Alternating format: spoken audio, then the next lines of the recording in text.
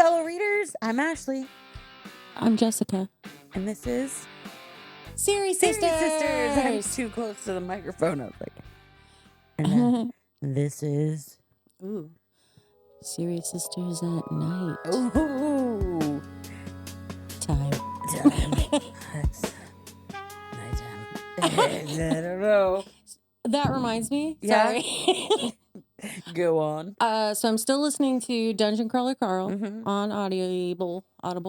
And it makes me really uncomfortable when the AI that's into feet starts talking. I know. I am physically uncomfortable. I know. It's so good. It's so good, but yeah, just that reminded me of that. Yeah, it's gross and it's wonderful.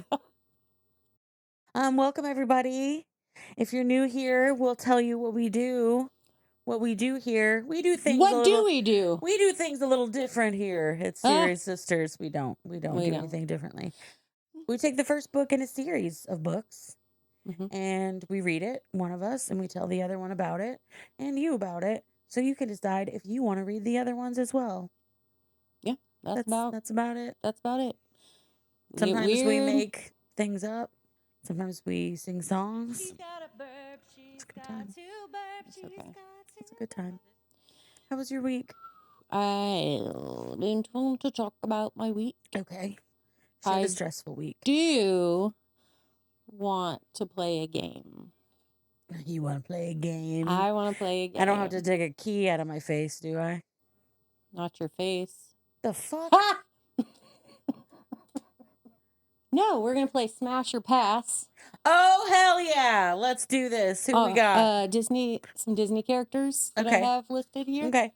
Now, we're gender inclusive, yes? Not this time. Okay. Because I was just... There's a lot of smashes in them Disney ladies. Yeah. Because they're all shaped the same. Yeah. But some of them... You know what I mean? I'm not into. Like, I'm not into Sleeping Beauty. Why? Because she's boring as hell? Yeah. Yeah. Her name's Aurora. That's her name. I couldn't even remember her fucking name. See, just not into her. No, I just picked dudes this time. Mm. Since you have a husband. Okay. So I just picked dudes. What the fuck does that mean? Because you are... So obviously I'm heterosexual. Yeah. Okay. I got it. Okay. That doesn't mean I can't extend belief for a minute. I know. Okay. We'll do the others next time. Okay.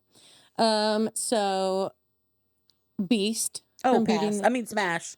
I was going to be shocked. Wrong. Smash. Hold on. Did you know his name was Adam? Not Beast. Yeah. No, I mean not as the Beast. I'm calling him Beast. Right. I didn't know his name was Adam. I didn't either. But I saw it on the internet today. That's not what I wanted. Beast as the Beast. Beast. I mean... Yes. My answer. Beast.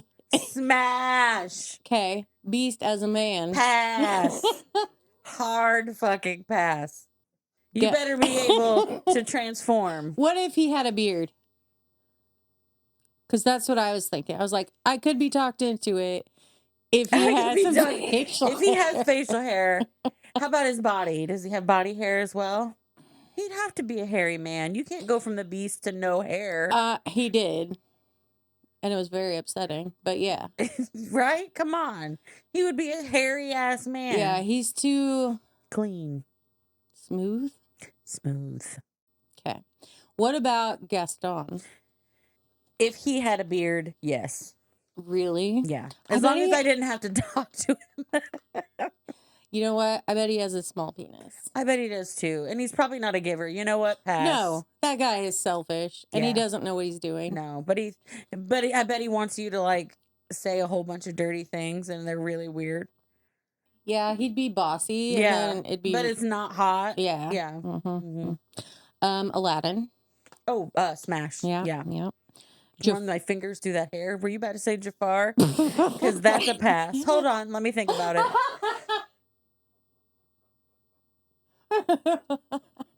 No, he's too pointy. He's like, I like my men thin, but I don't like them that thin. Like he's too thin. Yeah, like we need some meat on our bones. Yeah. I thought about smashing Jafar. Yeah. We'd all break him. He's too flimsy. But then I thought, I bet he's got a weird penis. I pictured what. So many things are happening right now. When you did that, I pictured Ace Ventura when he got attacked by the shark. Yeah, that's not Snowflake. And then you said his penis is shaped weird, and I thought your beard is so twisted. But what if his penis was all twisted? It probably gnarled. Is. But you think as a sorcerer he would fix that? You think he would have fixed a lot of things, Jessica? He loved how he looked. You're right, he did. Okay. He would have smashed himself. He's the only one. Okay, this one's complicated. Simba, but as an adult, because let's not get weird here. Let's not get weird. I'd smash him 100%. Really? Yeah. I wouldn't. Is it because he's a lion? Is that where you draw the line? Oh.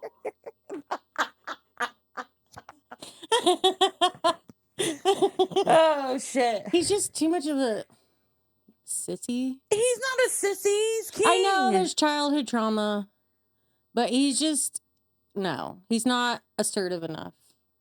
About Scar. Yes. Is he on the list? I was just going to say him. I'd smash Scar. Smash. Yeah. He's got a vibe. He does have a vibe.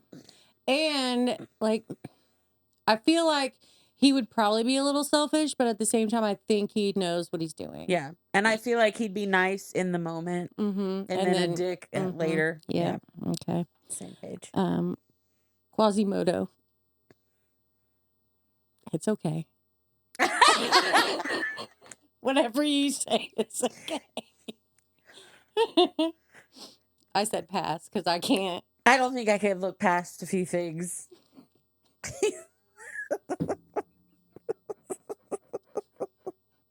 So I'm gonna have to pass. Just I bet a few. He'd be so sweet though. Ugh, yeah. But and then you'd feel even worse. At least he could be a dick. Maybe that would help. Oh man. Prince Eric. Oh, smash that shit. Yep. Especially if he had a beard. Can you imagine? I can't. Whoo! He'd be so good. King Triton. Smash. Me too. I like dads. Yeah. I already know the answer to this. Uh-huh. Sean Yu. Oh, yeah. Let's smash him. Ew. Look He's at them, gooey. Those beady little eyes at you. Well, we can close them. No. I like his eyes. Ew. Ew. What about Shang? Yes. Yeah. Yes. And then Tarzan. No. He's too much like Mr. Peepers. Does he know what he's doing, or is he like curious about the whole thing? Because that would get old. Well, after the first couple times, I think I have a story to tell you off the air, unless we want to put this one on our Patreon. Well, I guess if you guys want to hear this story, you might want to join our Patreon. It's not safe for... Suitable for... any sort of work environment. Okay. Or... Go on, tell me now. I'm curious.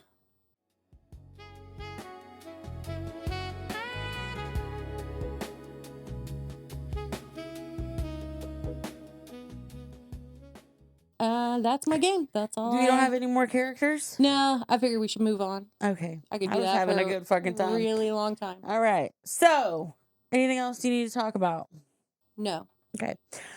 We are going to begin The Woman in Cabin 10. I did not mean to rhyme. That right. I'm so cool. I don't really have anything to preface this with. Anything with the author? Have you read any of her other stuff? I haven't. I believe, if I read correctly, her real name is Ruth Warburton. No relation. Oh. She lives in the UK. And she used to write. She wrote a few young ass books. Young adult. Yes, some YA books. And then she changed her pen name when she started writing more adult themed books. Okay. Cool. All right. So, before I noticed and that Looked at all at the cover? well, so I thought it was like a summer camp cabin. No, that would have been cooler. What were we even talking We about? were trying to figure out what we should make the promotional little video like that we do of what the book is. Mm-hmm. Trying to come up with ideas of what it should look like, and Jessica didn't realize it was on a cruise ship. I did not, because you brought up a cruise ship, and I was like, I thought we were doing cabin 10. Cruise ship cabin, boat cabin. Man. Did it disappoint you? No, I'm curious. Get it if it did. I feel like it'll be less cliche. Yeah. So let's get into it. Here we go. So, okay. I don't have anything to say. How many are in this? 2. 2 so far, or just in general? I believe it ends at 2, but okay. I'm not 100% sure. Okay. But there's the woman in cabin 10 and then the woman in suite 11. She got a suite. Not that kind of sweet. SUI. Yeah. Yeah. Okay, I thought you meant sweet. No. The wrong one. I meant hoity-toity. Hoity-toity. She got a sweet. I get it. Jesus Christ. I'm ready. I know, I was thirsting. Laura Blacklock knew something was wrong when she woke to find the cat scratching at her face. Oh. She came home drunk the night before, and she must not have shut the kitchen door. Apparently, the cat stays in the kitchen. Oh. That's what I So gleaned. She's not on... Hold on. She's not on the boat yet? No. Also, kitchens have doors? Apparently, they do in the UK. This is all very British. Okay. Is it... And Norwegian. Ooh, I like that.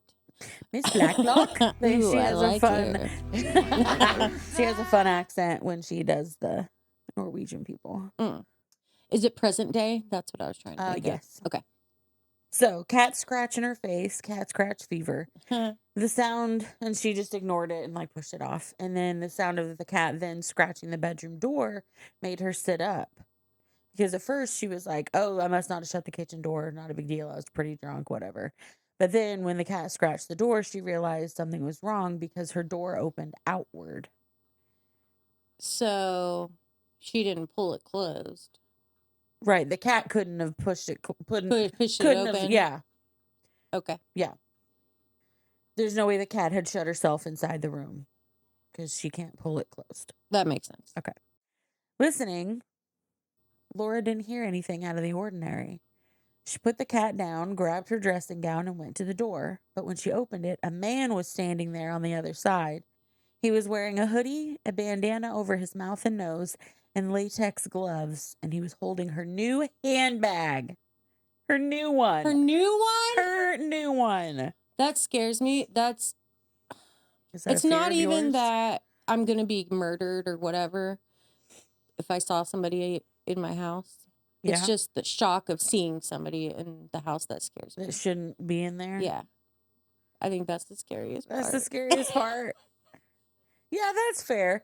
Kind of like that feeling you get when someone knocks on the door when you're not expecting anyone. I hate that. They looked at each other for a second, and then the man took a step forward and slammed, because remember it opened outward. I'm sorry, it would probably be like this. He slammed the door right in her face, and the door hit her in the face, hitting her cheek pretty hard. Okay, in the process. So he slammed it into her face. Yeah. Okay. So then she was too afraid to get out of the room, so she stayed huddled while she listened to the burglar rummage around her apartment. Finally, she heard the front door close. The cat scratched on her door again. Where's the phone? In her handbag. She just had a cell phone. Shit. Laura got up and went to the sound. The knob turned too easily in her hand. He'd removed the spindle from the other side so she couldn't get out. Now she was trapped in there. That would freak me out. Yeah, that I would start hyperventilating. Does she have a window? Is this on the first floor? I'm so scared right now. She gets out. Okay. It took her 2 hours, but then she gets out. She used, I don't know, scissors, nail file, I don't know, something to claw at the door handle where the little thing is. She didn't have a landline and her cell phone had been in the handbag, so she went to her upstairs neighbor and banged on the door. Mrs. Johnson saw it was Laura and had her come inside. She made them some tea and asked Laura if he'd hurt her, hurt her. And she explained what happened and asked if she could use the phone to call the police. Later, a locksmith was fixing the front door. He offered to do some finagling with a piece of plywood so the door would be more reinforced. Like in a sexy way? No, unfortunately not. I don't think he hit on her. He just felt bad, and she was like... He asked if he could finagle with his plywood. Those were my words. Oh, that's true. Finagle with my plywood. Do you mind? Do you mind?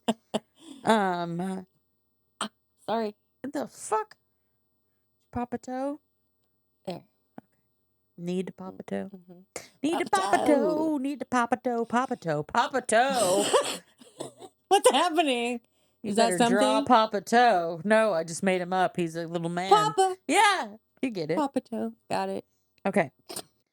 So, Laura made herself some tea and paced until the police showed up. She spoke to them, and it was afternoon by the time that they left. She opened her laptop, which luckily had been in her bedroom, and checked her email. There was one from her job, Velocity. She's a travel journalist. Ooh.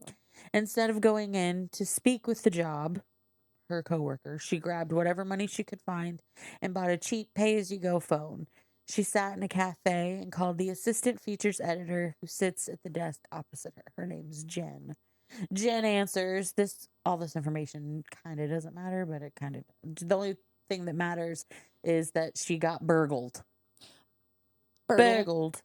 I got burgled last night. That's what it says in the audiobook. So she's talking to Jen, and she tells Jen that she won't be in today. And Jen asks, "Do you want me to get someone else to cover you on this Northern Lights thing?"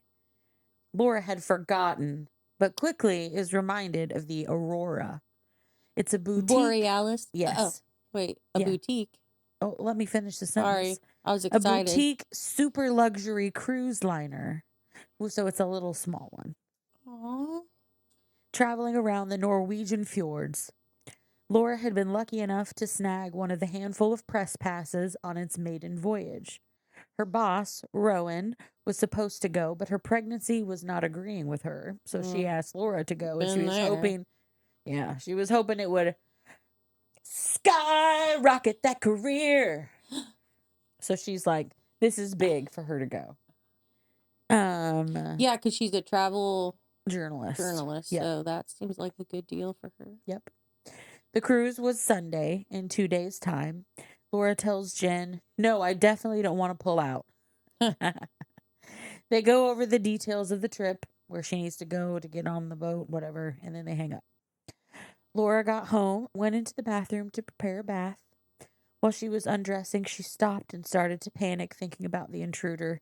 She stops a lot and thinks a lot about this intruder. It really, really fucked with her head because she has anxiety. So she been there too. Yep. Yep. So yeah, she was thinking about the intruder, thinking about you, and so it freaked her out. So she shut and locked the bathroom door, which she usually leaves open. When she got out, she was still panicked about the burglar and did an internet search for what % of burglars return. She found a paragraph that didn't help her racing thoughts. Exhausted, it said like 30-some% go back to, I don't fucking remember. But what are they coming back for? Unless they're coming back to kill any either witnesses. Coming to kill or gonna come rip them off for some more stuff. Oh. I didn't get it all. Gotta make 2 trips. I saw some other stuff in there I wanted. She made herself some tea and looked at info about the Aurora until she fell asleep. Only she couldn't fall asleep because she kept fucking thinking about the burglar. Laura realized that her boyfriend, Judah, had probably been trying to call her phone, so she pulled up an email telling him an abridged version of what happened. She didn't even call him? No. They must be close. Well, Judah was in Ukraine. Oh, why? He is a foreign correspondent. You remember, okay, so there's a I think it was on Jimmy Fallon. And he's singing Journey, Don't Stop Believing. And Will Ferrell's there in the audience, like, what is she wearing? Yes. Okay. I'm not doing that. Yes. Why? Who's she with? Where's her phone? What's his shadow doing? What are their shadows doing? Where is he? What does he do? Okay. Anyway, he is a foreign correspondent. It's 12:45 a.m. Laura picked up her book and tried to read herself to sleep, but that didn't work either. At 3:35, she poured herself a drink and then another. The last time she looked at the clock, it said 4:44, and she woke to the cat scratching again at 6:04. So she only got like barely, not even 2 hours of sleep. Laura spent her day getting a new phone and having her bank cards reissued. She was groggy and sleep deprived and oh so tired. You know that feeling when you're just so tired but you can't sleep? Like a zombie. Yep. Saturday evening, Laura tried to pick up where she'd left off, reading the press pack she'd been given, but the words swam in her vision. Thankfully, it was after 9 now, so she could go to sleep. But again, it eluded her.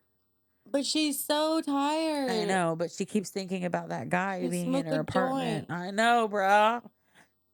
She started to cry. I know that feeling. Laura decided she had to just get away. If she couldn't sleep, she would just go walk around. It started to rain, and her feet took her to Judah's place. He still wasn't home yet, but she let herself in and went upstairs. Her clothes were wet, so she peeled them off and got in bed.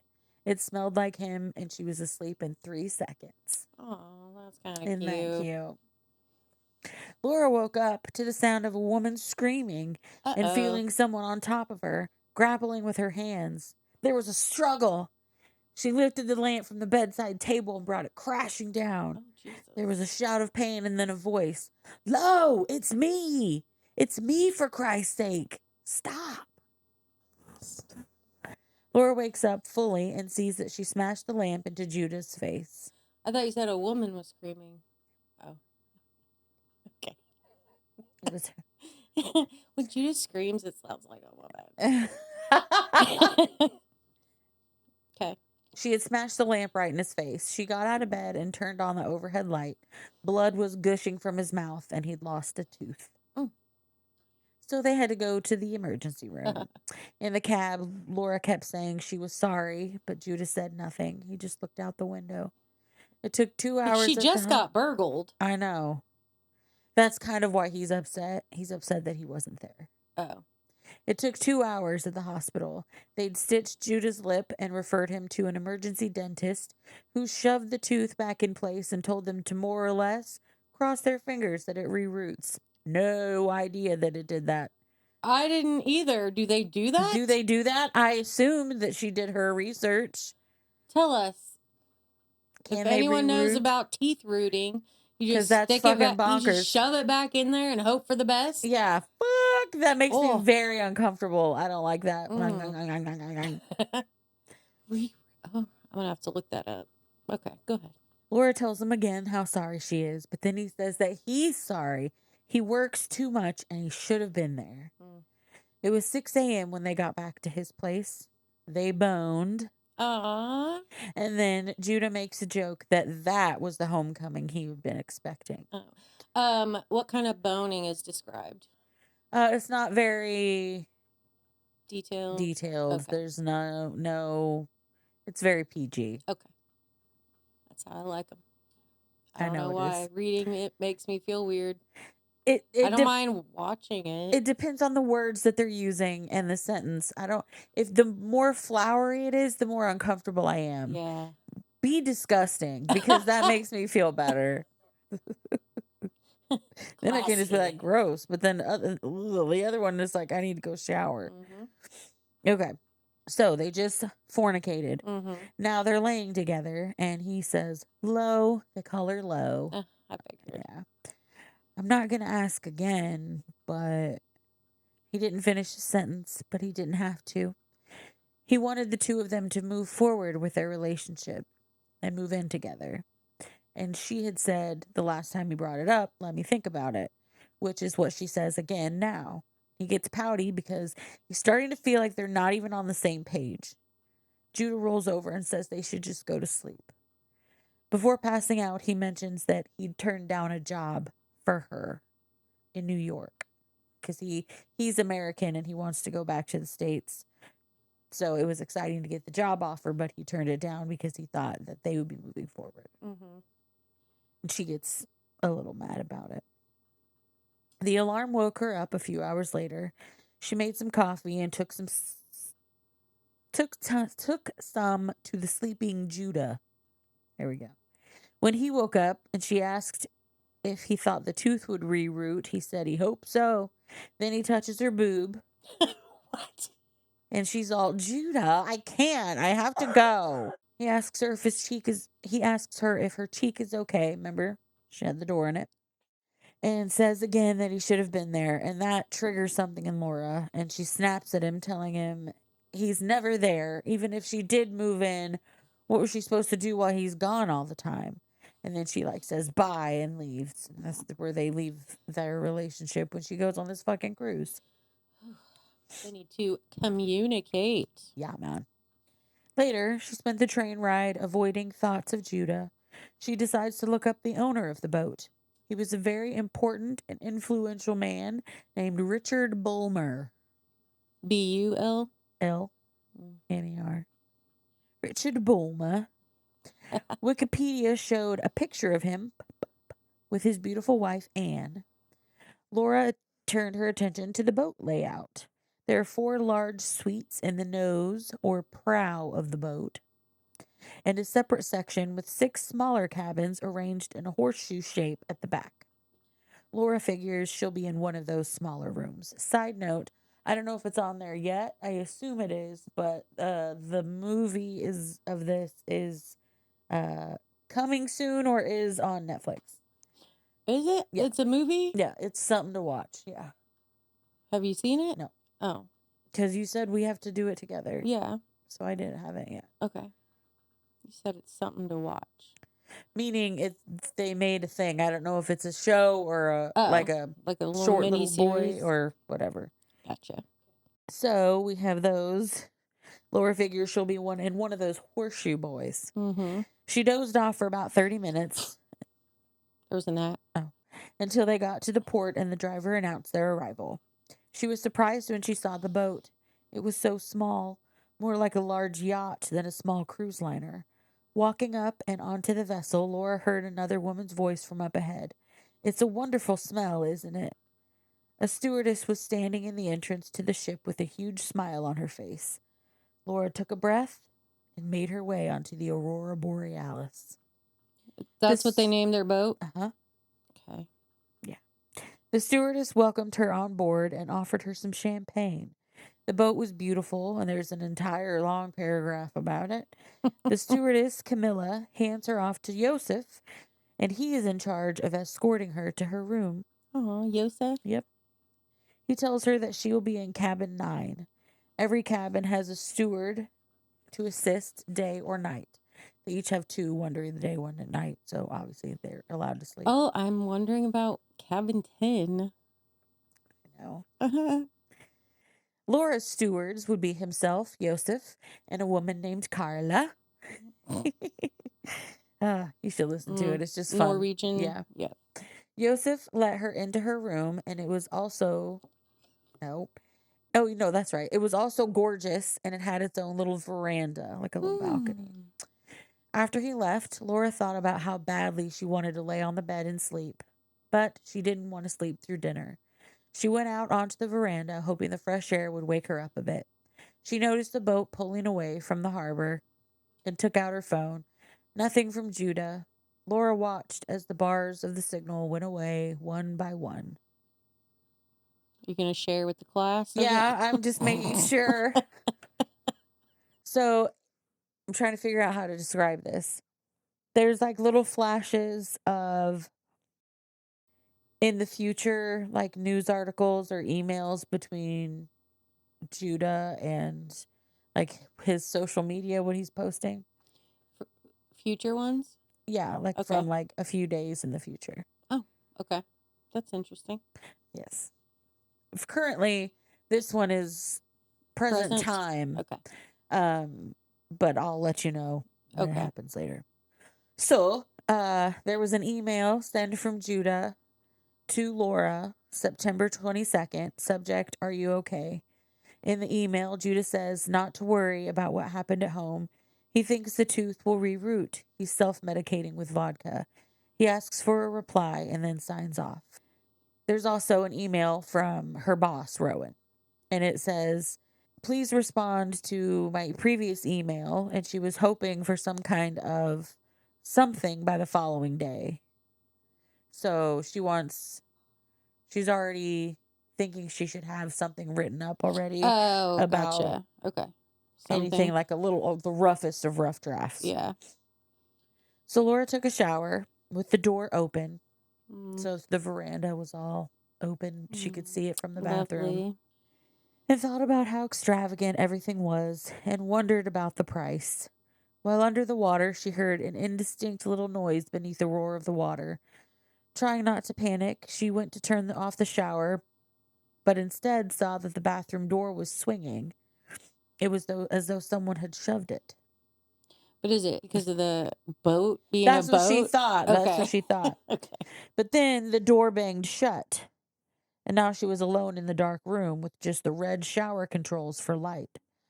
Laura is prone to panic attacks. Well, that's freaky. Yeah, and she takes some antidepressants for her anxiety. She also doesn't like enclosed spaces, so she's freaking out a little bit and trying to calm down. Is this me? Yeah, I know, right? Yeah. Straight up not having a good time. She forced herself to feel the controls and turn off the shower, and then she found the light switch and turned it on. A robe was hanging in the bathroom, so she put that on, and gathered her courage, and opened the door. The room was empty. No one had gotten in. It must have just been the tilting of the ship causing the door to close. She lay on the bed and tried to calm her heart. As someone who also has panic attacks, I can relate.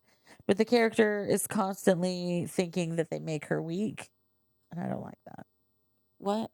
The character Laura, yes, thinks they make her weak. Yeah, like stop being like, get it together, like she's kind of mean to herself because she can't control. Yeah, her. Okay. Yeah. Laura made herself a drink from the minibar and took out her phone. No reception, but there was Wi-Fi, so she checked her email. Nothing from Judah. She went to compose one, but couldn't think of what to say, so instead she emailed her mother, reminding her to take care of the cat. Then she Facebook messaged her best friend Lissy about how amazing the boat and her suite were. Finally, she emailed Judah, apologizing for being such a bitch. The clock said 6:30, which meant it was time for gown number 1. Ooh. It was a gray satin number. She started on her makeup and had just swabbed her concealer on her face when she realized her mascara was missing. It had been, what? No, go ahead. I'll say what I need to say in a minute. It had been in a handbag the burglar had stolen. Oh. You saying someone came in and took her mascara? Look. What an odd thing to take. But that would piss me off if you're really trying to bother somebody. Yeah, just like the smallest thing that you know is important. Yeah, it's very funny. And without it, her smoky eye would not look right. Oh, no. There was a sound of a toilet flushing in the cabin next door. Cabin 10. Oh, shit. Laura went to the hall and knocked on the door. So Laura might not be the woman. She's not. She's in cabin 9. So there is a woman in cabin 10. I don't know yet. Laura went in the hall and knocked on the door, and nobody fucking answered. So she knocked again. She went, doom, doom, doom. Then she waited, as an afterthought, a final loud whack, just in case they were hard of hearing. The door flew open as if the occupant were waiting on the other side. What? She demanded before the door was open. Is everything okay? And then her face changed, and she said, shit, who are you? And Laura tells her that she's her neighbor and was wondering if she could borrow some mascara. The girl was young and pretty with long dark hair, and she was wearing a ratty Pink Floyd t-shirt with holes. She was wearing quite a bit of eye makeup too, so Laura assumed she was on safe ground, that she probably had some. The girl handed her our favorite mascara, pink tube. Oh, with the green lid Uh-huh. of Maybelline. It's the best. Laura says she'll bring it right back, even offering to clean the brush afterward, but the girl rudely was like, no, just keep it. And Laura says, thank you, and the girl shut the door in her face. After using the mascara, there was a knock on the door, and Laura thought it had to be the girl, so she went over to open the door, but it was just the steward, Carla, reminding her of the presentation. Laura says she'll be right up. She grabbed the wrap that went with the dress, stuck the key card in her bra, locked the door, and headed to dinner. Everything was white. The wood floor, curtains, the walls. While taking it all in, a man's voice says, blinding, isn't it? He introduces himself as Cole Lederer. He hands her a flute of champagne, and she takes it, not wanting to seem rude. Laura, or Lo, learned that Cole was a photographer. She'd seen some of his stuff. They scan the room together, and Lo recognizes a few more faces. Tina West, editor. Alexander Bellholm, another travel journalist. And Alexander Bell? Bellholm. Oh. Belhomme. Okay. Archer Fenland, a well-known expert on extreme travel. But the person she was looking for was the girl in the Pink Floyd shirt. But she wasn't there yet. A voice behind her said, boo. She turned around and saw Ben Howard. Fucking Ben Howard. Hey, the nerve. That guy. The nerve. He worked at Velocity with her. But he'd moved on to write for another publication. Ben asked if she'd been cage fighting, gesturing to the bruise on her cheek. That's funny. Yep. Instead of telling him what really happened, she just glared. He took the hint. Tina came over and stole Cole away to meet Richard and Lars. Why are you quoting? They're ironic. I don't know why I'm quoting. Richard and Lars. No, I don't know. Okay. Those are the names of people you need to pay attention to, so I air quoted them. Oh, okay. Makes sense. Two men, Richard and Lars. Laura asks Ben who the others were, nodding at the group Tina was speaking to. Ben pointed out Lord Bulmer, Richard. He was fiercely tanned, like he spent a lot of time outdoors. He threw his head back when he laughed. According to Ben, the bulk of Bulmer's money came from his wife. Then there was Chloe Jensen, ex-model, married to Lars, who was head of a Swedish investment group. Bulmer's wife, Anne, was a surprise. She wore a headscarf and looked ill. Ben explained that she was battling breast cancer. There was one other person in the group. His name was Owen White, UK investor. He's a very minor character. Laura was surprised Ben knew all this stuff, but he just Googled everyone. He says, it's not exactly Sherlock Holmes stuff. Laura is beating herself up for not doing the same thing when she heard the ting, ting, ting, ting oh, I can of metal hear it on now. a champagne flute. Mm-hmm. Metal on a champagne flute, playing. I like that. The room fell silent, and Lord Bulmer began to speak. He thanks everyone for coming and welcomes them aboard the Aurora. He explains his love for Scandinavian people, food, and scenery.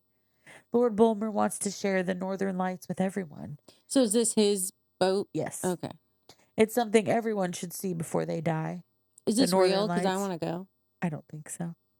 I'm sure some sort of thing is. I know they have things. Everyone has things. Then he raises a glass to the Aurora Borealis. May the beauty of her namesake never fade. After the toast, Ben told Laura that they needed to go do their thing and schmooze. Oh. And as they walked by every night, talking sweet and looking fine. Mariah? Yeah. As they walked by the Bulmers, Anne mentions that she didn't feel well and would not be joining them for supper, but she looks forward to meeting them tomorrow. Lord Bulmer escorts his wife to their room. Ben walks away and introduces himself to Lars Jensen. Laura watches him network with envy. Cole spooks her by asking her, "Penny for your thoughts?" Spooked you. With the tiredness and all the alcohol, Laura's brain was having trouble. She offhandedly said she was thinking about politics. Cole hits on her, saying he was busy looking at her lips. When that didn't get him anywhere, he changed because she was like, "What are you thinking of, Penny, for your thoughts?" And he's like, "I'm not thinking. I'm too busy being a fucking creep." Yeah, I feel like that's too intimate. Yeah. That's like what you say to not someone you just fucking met. You say, like, he could be busy, like, looking at her, but Yeah, don't, but like, pick out. No, unless it's your eyeball. That's what I would say, Just and then people one. think I'm weird. Why am I talking so loud? I don't know. I'm so sorry. So, when that didn't get him anywhere, he changed his answer. He said he was thinking about his soon-to-be ex-wife. She is fucking the best man from their wedding, and Cole would like to return the favor by screwing someone else, too.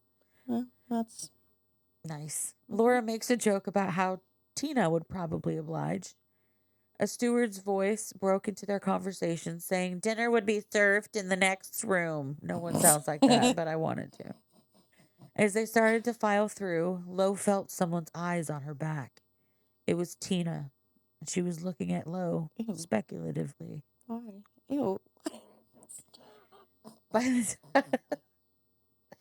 By the time they sat down to dinner, Lo's head was throbbing. At the table was Lars and Chloe, Archer, and Cole. Chloe introduces herself, and they got to talking about Richard and Anne. Chloe doesn't know too much about Anne, but says, "I know Richard quite well, via Lars. But Anne doesn't often leave Norway. She's supposed to be kind of a recluse, actually. So I was surprised that she was on board. But I'd imagine having cancer might make you..." But whatever she was about to say was interrupted by the food being served. Beet pickled razor clam with bison grass foam and air-dried samphire shards. Okay, none of that is real. That cannot be a thing. I'm not even sure any of that was food that you mentioned. Clam. Buffalo grass? Bison grass foam. Foam? Foam. Grass should not be foaming. I understand. Didn't we have some grass at foam? No, we didn't. Didn't we have some grass at foam? Foam bones. What? Why are you whispering that? Because it's embarrassing.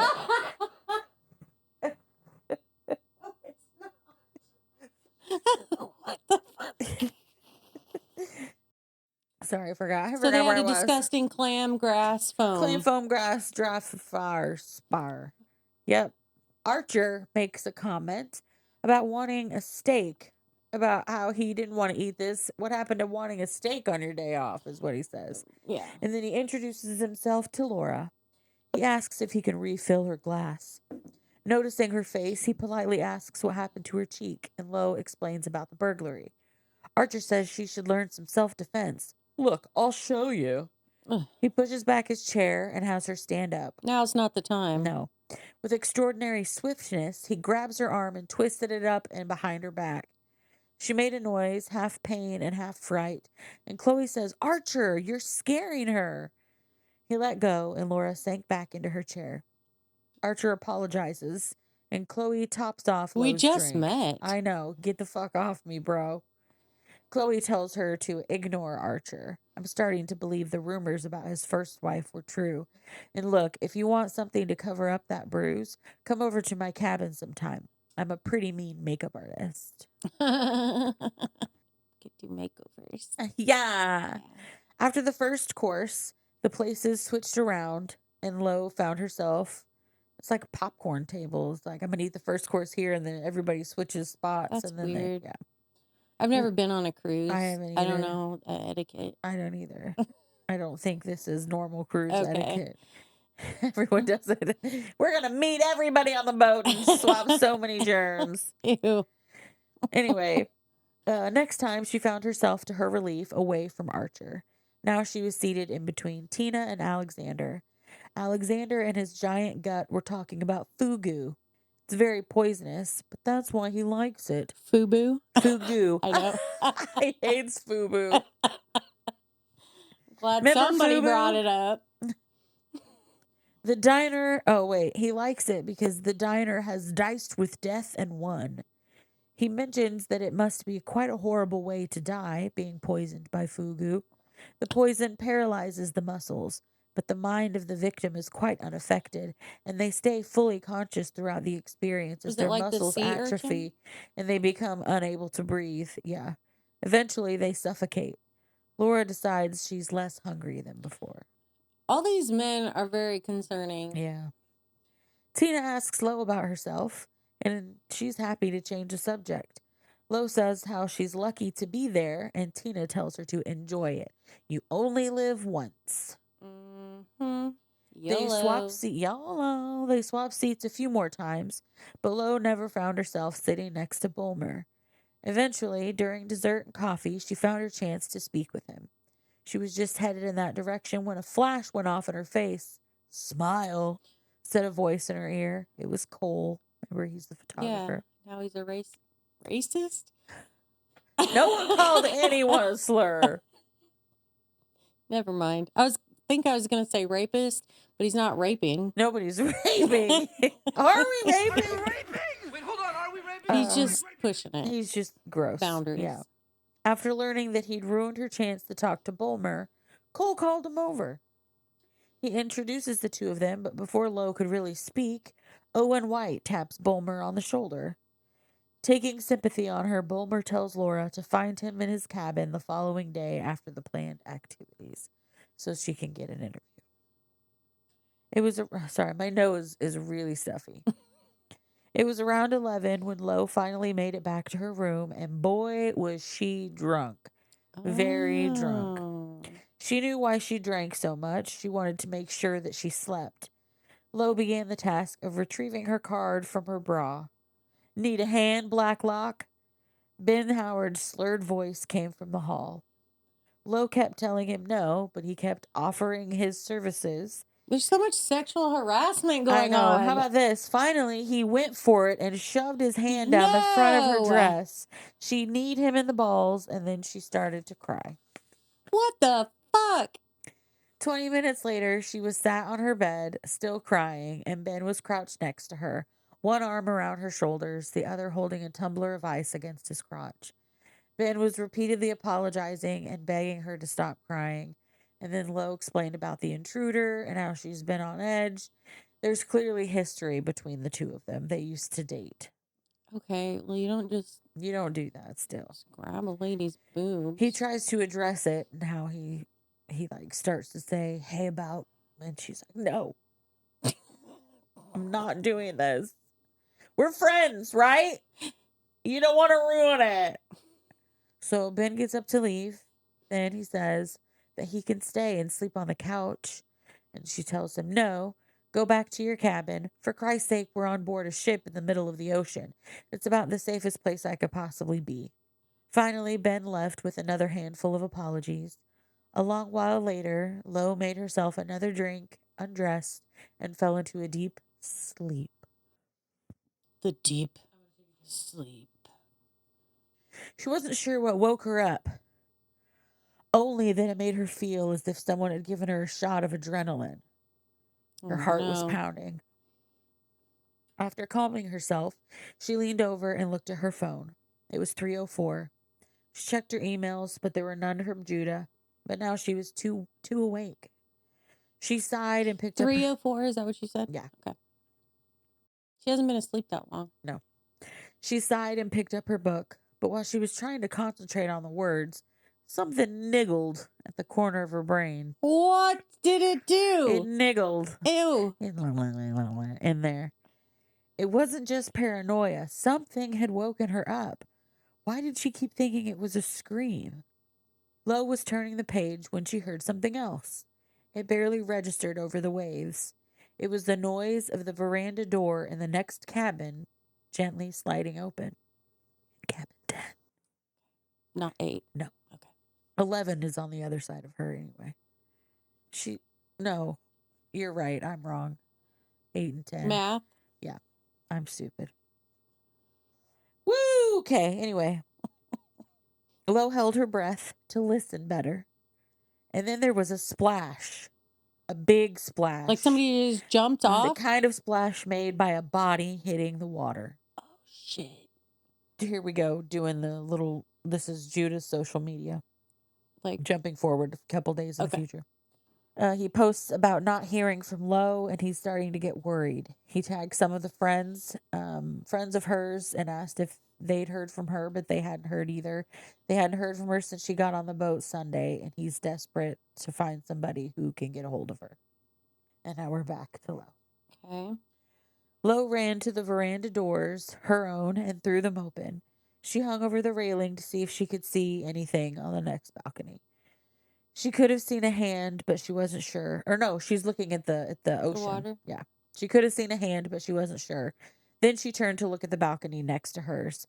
There was a privacy screen in between the balconies, but if you peered around it, you could see a little bit on the thing. And so she did that, and she saw a smear on the glass safety barrier of the veranda next door. A smear of something dark and oily. Blood. Another realization hit her. Whoever had thrown the body over surely had heard and saw Lo running to her own balcony.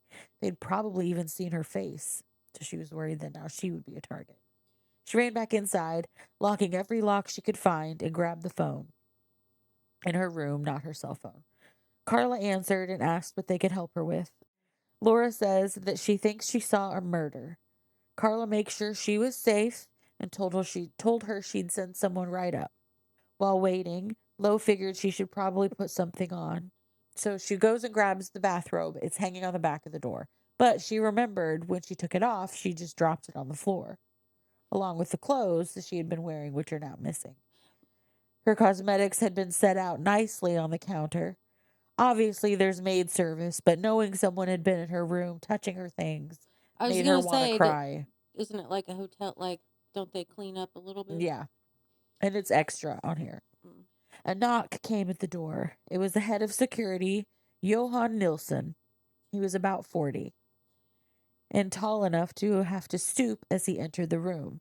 Laura explained to Nilsson what she saw. He wanted to see the blood. They went to the veranda and she pointed around the divider. Nilsson peered over and then said, "I don't see where you mean. Could you show me?" And Lo was like, "What?" So she looked over and sure enough, the blood was gone. She gets angry and says, "The murderer obviously wiped it off." So Nilsson offers to take her next door and have a look and see what's going on next door. They stood in the doorway of cabin 10. Nilsson said nothing, but she could feel his presence behind her while she gazed, open-mouthed, at the room. It was utterly empty of everything. Even the bed was stripped. Lo panics and explains about the girl she had talked to. Nilsson is quiet, and she knows he doesn't believe her. She told him how she'd borrowed a mascara. Lo found it and showed him the mascara. "Look, I know she was there. I borrowed this." But Nilsson says that doesn't really prove anything. What? Laura starts to yell at him. "What more do you want from me? I told you what I heard, what I saw. I've told you there was a girl in that cabin, and now she's gone. Look on the manifest. A guest is missing. Why aren't you more concerned?" Nilsson responds gently, "No, that's what I've been trying to explain, Miss Blacklock. The room is empty. It has always been empty. There was not a guest in that cabin. There never has been." What? Is that it? Yeah. Oh, man. Because she heard someone flush the toilet in there. And then obviously there's somebody in there. Yep. And then now somebody's dead. I wonder if it's a residual haunting. I thought so too. It's not paranormal. I'll save you that excitement. Okay. I thought that too. I was like, "Oh shit, it's gonna get real," but it didn't. Well, I like it. There's several characters. Do I have to remember all their names? Kind of, but not really. Okay. You might have to remind me who's who. Yeah. Basically, they're just the other people on board. Mm-hmm. Is it kind of like Clue, where you're trying to figure out which character's the bad guy? Yes. Okay. Yeah. Classic whodunit. So there is a twist. Okay. So. Well, is it a 2-parter, 3-parter? 3-parter. Okay.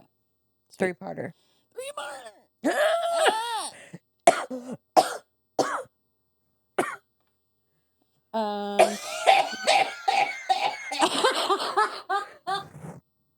good. You did not have to do that. Just keep going. Just keep going. Yeah. All right. So I hope you liked it. Come back next week. We'll hear some more. Yep. Peace. All right. Bye. Bye. I love you.